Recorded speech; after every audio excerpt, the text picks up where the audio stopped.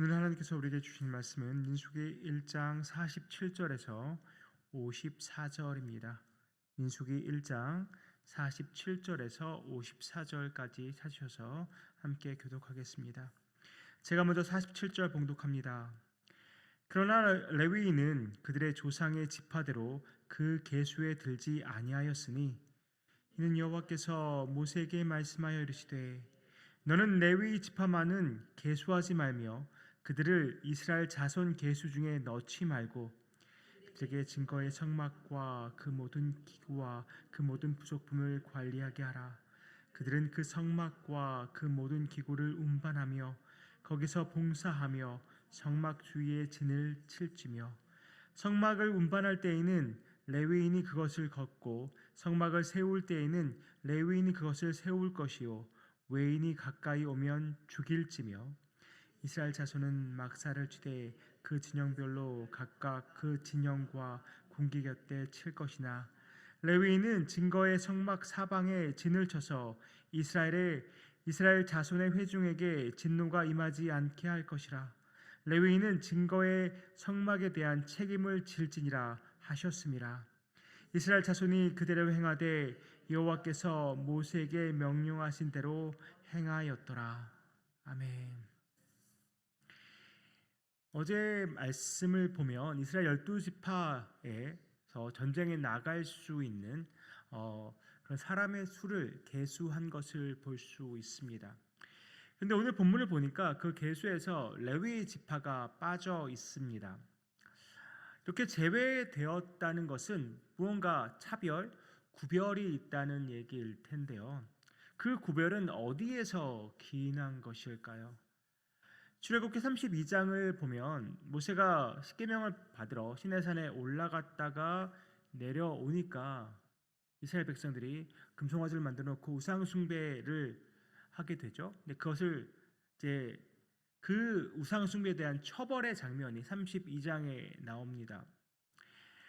그때 모세가 여호와의 편에 있는 사람들은 나오라고 외쳤을 때 그때 나왔던 자손이 바로 레위 자손입니다.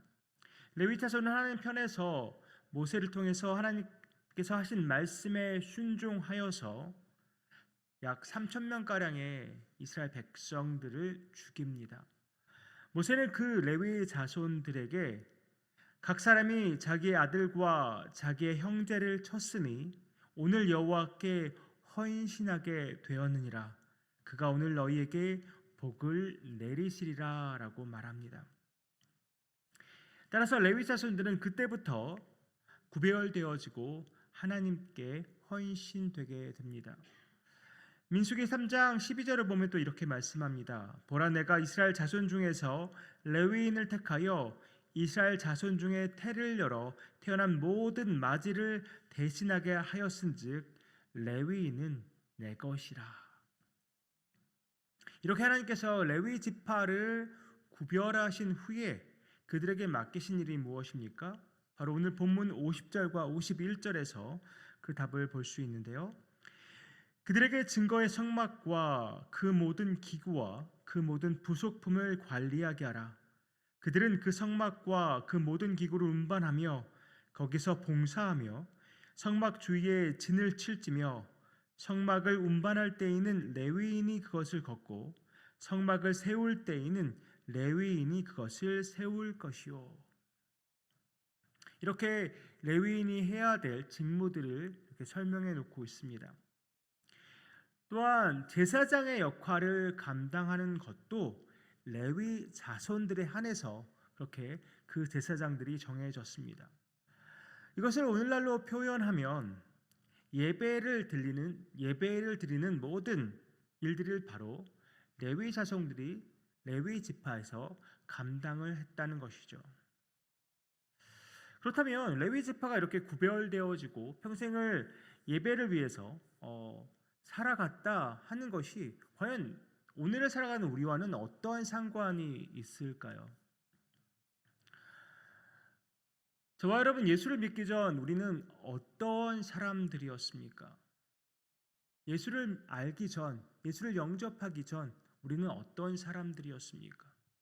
우리는 죽을 수밖에 없는 죄인이었습니다. 죄인이었을 뿐만 아니라 하나님과 원수된 자들이었습니다. 우리는 하나님을 알지도 못했고 또 하나님을 예배할 수도 없던 사람들이었습니다. 우리가 구약시대를 보면 오직 제사장을 통해서만 죄를 용서함 받을 수 있었고 또 지성소는 특별히 대제사장만 특별한 날에 들어갈 수 있었습니다. 그런데 우리가 예수님을 영접하고 나서 어떻게 변했습니까? 죄인이었던 원수가 죄인이고 원수였던 우리가 이제는 하나님의 자녀가 되었습니다. 주님의 소유가 되었다는 것이죠. 베드로전서 2장 9절은 이렇게 말씀합니다.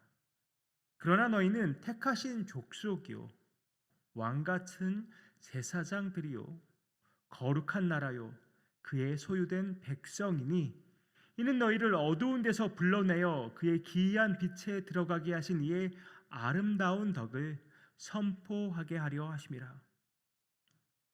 하나님은 이제 우리를 택하신 족속이라고 왕같은 제사장들이라고 말씀하십니다. 거룩한 나라요 그의 소유가 된 백성이라고 부르십니다. 어떻게 보면 이것은 우리가 구약시대 레위 지파와 같은 사람들이 되었다는 말입니다. 그것도 왕같은 제사장이 된 것이죠. 그러므로 우리가 히브리서 4장 16절 말씀 너무나도 잘 알고 있지 않습니까? 긍휼하심을 받고 때를 따라 돕는 은혜를 얻기 위하여 이제는 담대히 은혜의 보좌 앞에 나아갈 수 있게 되었습니다. 전에는 절대 하나님 앞에 나아갈 수 없던 죄인이었는데 이제는 때를 따라 돕는 은혜를 얻기 위해서 언제든지 은혜의 보좌 앞에 나갈 수 있는 특권을 얻게 되었습니다. 감히 은혜의 보좌가 바로 지성소 안에 있는 것인데 이제는 그 지성소에 직접 들어갈 수 있게 되었다는 것입니다. 과거에 대제사장만 특별한 날에 들어갔던 그 지성소에 이제는 언제든지 때를 따라 돕는 은혜를 얻기 위해서 언제든지 그 은혜의 보좌 앞에 나갈 수 있게 되었다는 것이죠. 이것은 우리가 죄인이 되었을 때는 절대 얻을 수 없던 특권이었습니다. 오직 우리가 예수 그리스도의 보혈로 죄 씻음을 받고 의인이 되었기에 가질 수 있는 특권이며 영광인 것입니다. 그런데 문제는 우리가 이 특권의식, 이 특권을 얼마나 생각하며 묵상하며 우리가 하나님께 예배를 드리고 있냐는 것입니다.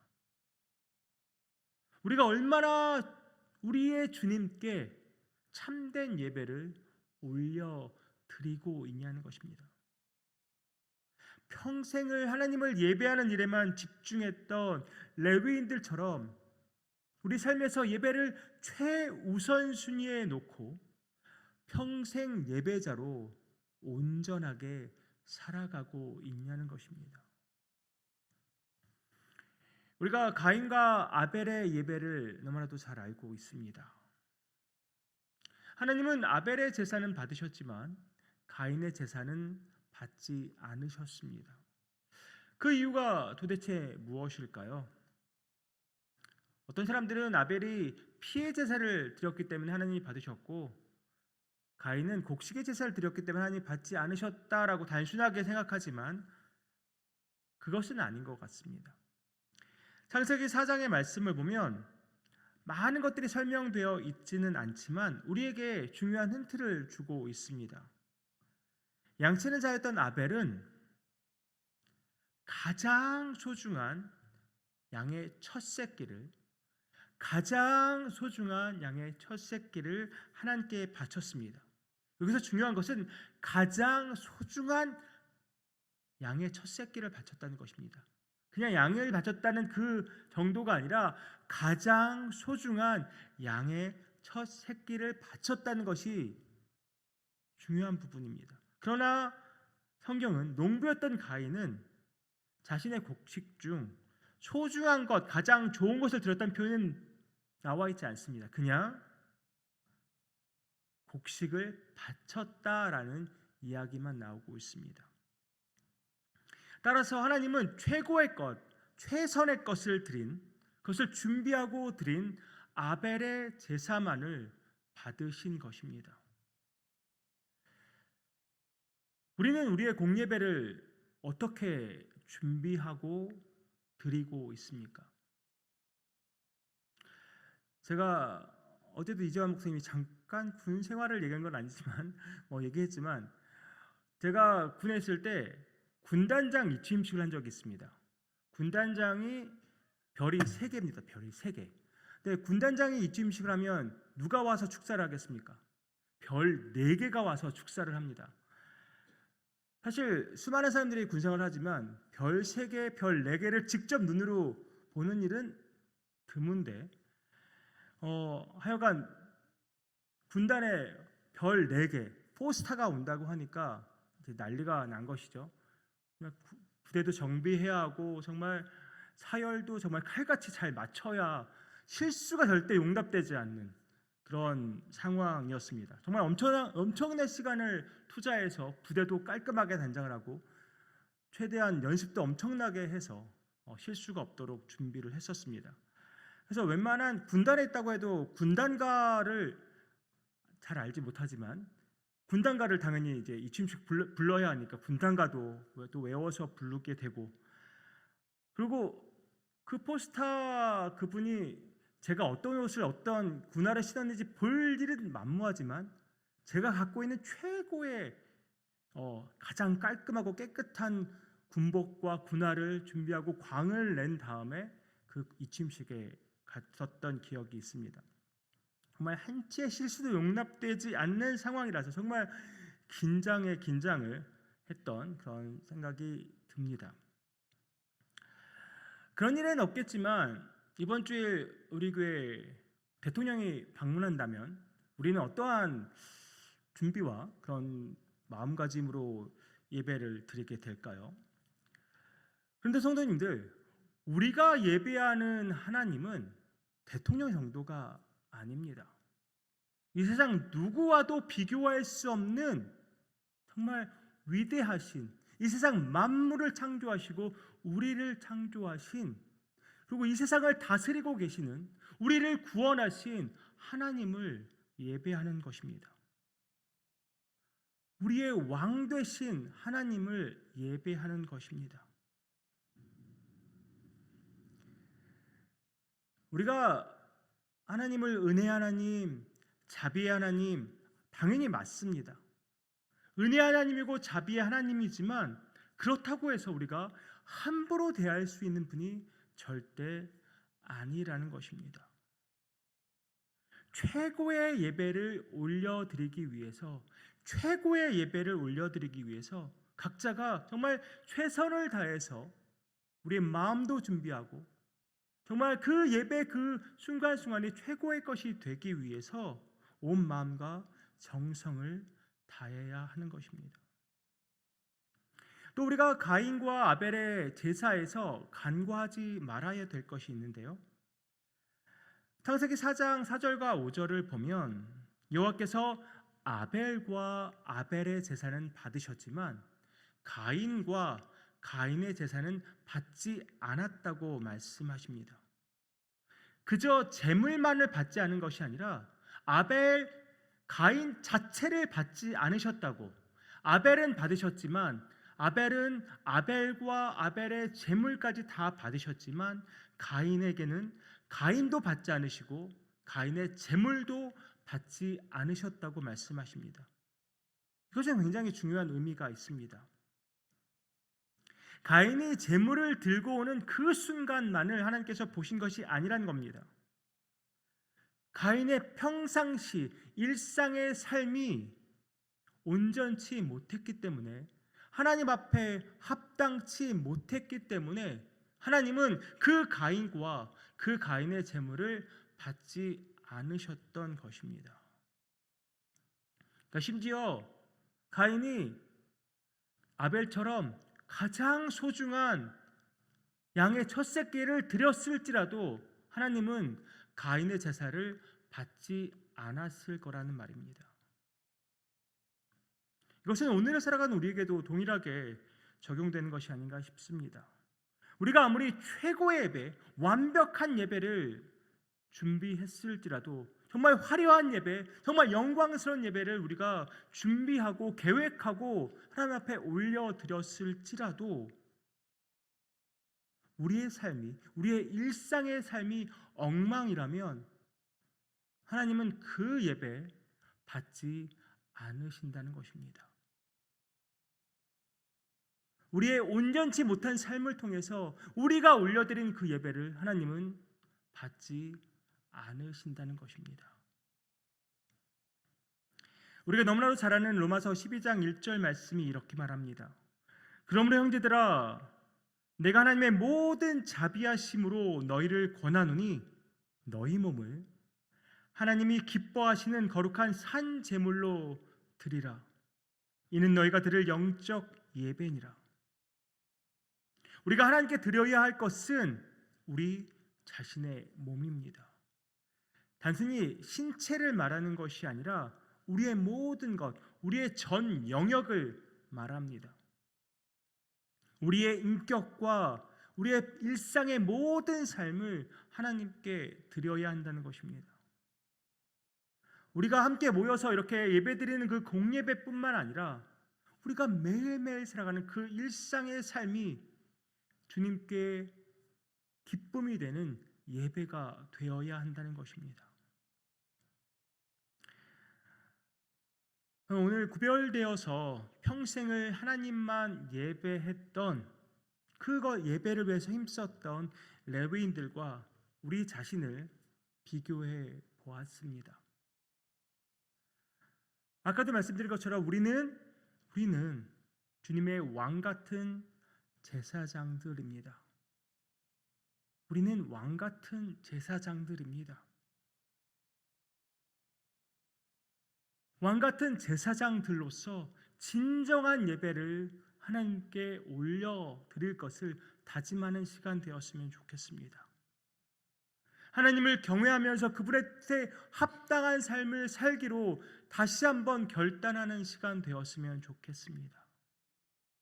그것을 통해서 우리가 드릴 수 있는 최고의 것, 최선의 것을 하나님께 드림으로써 참으로 온전한 공예배자가 되기를 소망하고, 또한 동시에 우리의 삶의 전 영역에서 정말 우리의 삶이, 우리의 모든 삶의 순간순간이 하나님이 기뻐 받으시는 삶이 되는 정말 일상의 예배자가 되기를 원합니다. 저와 여러분 모두가 우리의 몸을 하나님이 기뻐 받으시는 거룩한 산 제물로 올려드려서 우리 삶이 온전히 주님 앞에 드려지는 평생 예배자로 살아가기를 주님의 이름으로 축복합니다. 기도하겠습니다. 아버지 하나님, 우리도 레위인들처럼 구별된 자들입니다. 주께서 택하셨고 주께서 구원하신 구별받은 자들입니다. 우리는 주님의 왕 같은 제사장들입니다. 주님의 소유입니다. 그러한 우리인데 우리가 하나님 앞에 어떠한 예배를 올려드리고 있습니까? 우리의 예배는 정말 하나님이 받으실 만한 예배입니까? 어떤 공예배를 올려드리고 있고 우리의 일상의 예배는 과연 하나님이 받으실 만한 것입니까? 우리 자신을 돌아보기 원합니다. 하나님이 기뻐 받으시는 거룩한 예배를 우리 몸을 들여서 우리 마음과 정성을 들여서 올려드리기 원합니다. 주님 함께 하시고 우리 모든 예배를 받아 주시옵소서. 이 모든 말씀 예수님의 이름으로 기도하옵나이다. 아멘.